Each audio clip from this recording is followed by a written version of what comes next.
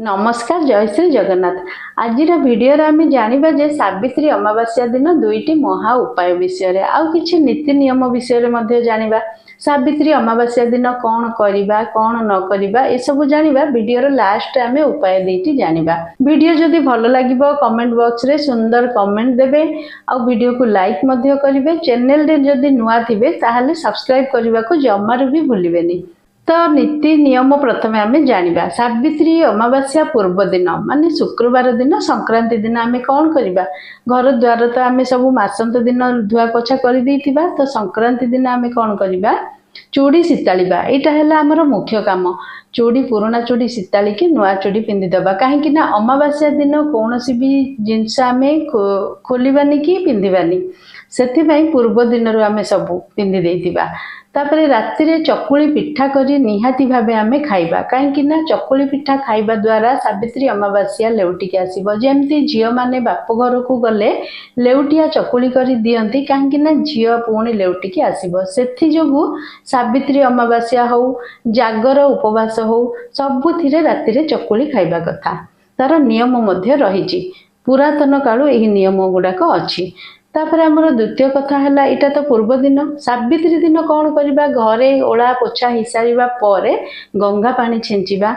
बाहर भल भाव ओळई दबा। ओळई सारा पर पानी धोईकी से मुरुज हो कि खड़ी रे मध्य गोटे झोटी दबा।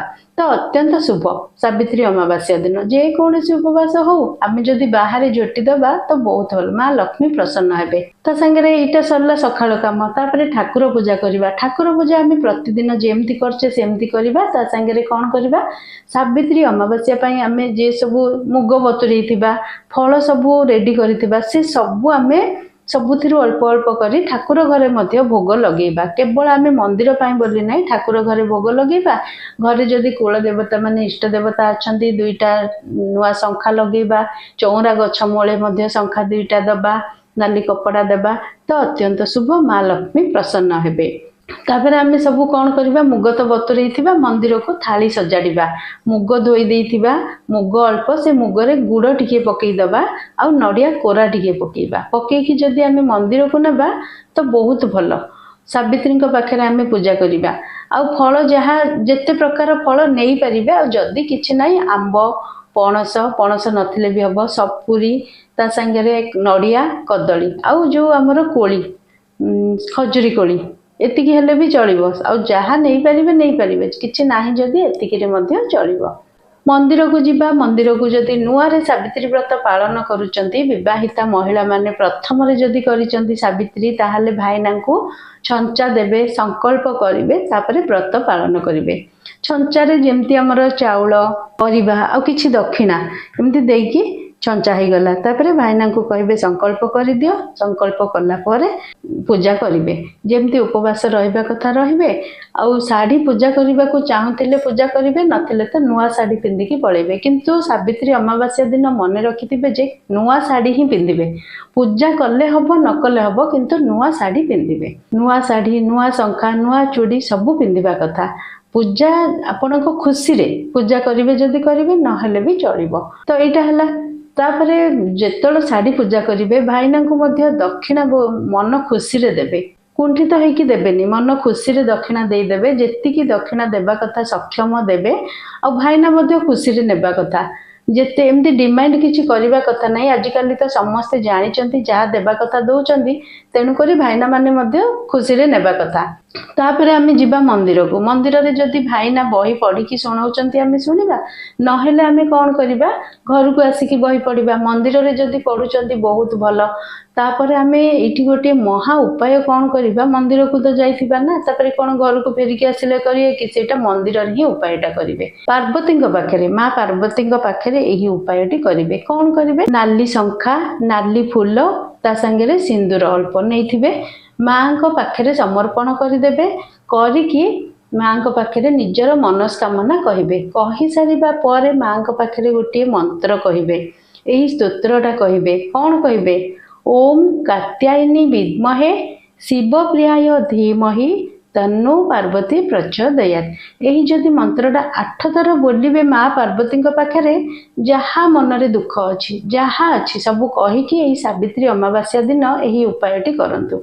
देखिबे निश्चित भावे जार भी जहाँ दुख थिबो माँ पार्वती से सब दुख नहीं सुख देबे। आशा करुच्ची यही टिप्सटा समस्त यही महा उपायटी समस्त को भल लगी। आउ जो आमर सकाळे जो गाधेबे स्नान पानी रे जो हलदी दही गंगा पानी सेटा गोटे उपाय। ये दुईटा जगह उपाय सावित्री अमावास्या दिन निश्चित भावे समस्ते करंतु।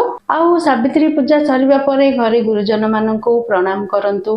घरे जदि केही नांती दूर रे रहउचंती सेमाननकु फोन माध्यम रे मध्य प्रणाम करंतु मुंडिया मारंतु आशीर्वाद से माने देबे तो बहुत भलो। आउ स्वामी को मध्य प्रणाम करिवे से दिन। सबुदिन तो किए करू नांती केवल सावित्री अमावास्या दिन करूचंती तो सावित्री अमावास्या दिन करिवे। तापर भोग सारे खाइबे कौन रोसे जिनस टोटाली खाइबेनी लुण खाइबनी जोटा पूजा होइतिबो से जिनस खाइबे। तापर जो आंब सपुरी सागु ता संगे जदि के रही सब्जा मंजी बतुरे थिबे सेटा मिश्री पकेकी पी पारिबे। आ मुग बतुराटा खाइबे मुगा सिजेकी भी खाइबा कथा नुह। जदि गर्भवती महिला अच्छंती से माने खाइले चलिबो। रोगी जदि अच्छंती से माने खाइले चलिबो जार देह पा खराब होउची। आ छूतक मृतक ए सब जदि हेइची से माने मंदिर को जिबेनी कि किछि भी नुआ पिंदिबेनी किछि नै केवल उपवास ही रहिबे।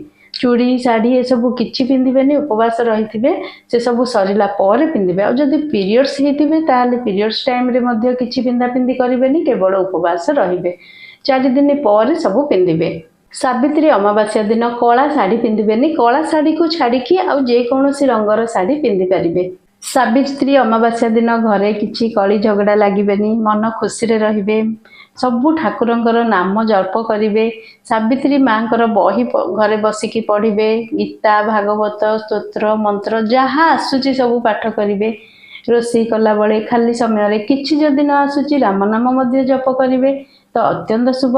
ता संगे से दिन शनिवार थिबो शनिकर मध्य मंत्र बोलिबे। शनिकर बहुत सहज मंत्र ओम सं शनिश्चराय नमः एही मंत्र बोली पारिबे। नथिले ओम प्राम प्रीम प्रोम सम शनिश्चराय नमः एही मंत्र मध्य बोली पारिबे। अमावास्या दिन जदि एही मंत्र बोलिबे ता संगे कुष्ठ रोगी को खाइबा को देबे छोटा केम्पा मान को खाइबा को देबे गाय को खाइबा को देबे षंढ को मध्य खाइबा को देबे कुकुर को देबे पक्षी मान को देबे तो अत्यंत शुभ। शनिवार दिन जहाँ को मध्य एमती खाइबा को दियंतु बहुत भलो।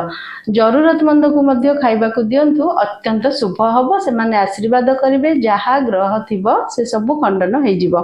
सावित्री अमावास्या को आमे सावित्री अमावास्या कहूचु। आउ जणे जणे काच अमावास्या कहउचंदी। आपण माने किए काच अमावास्या कहउचंदी कमेंट बॉक्स रे निश्चित भावे कमेंट करी जणैबे।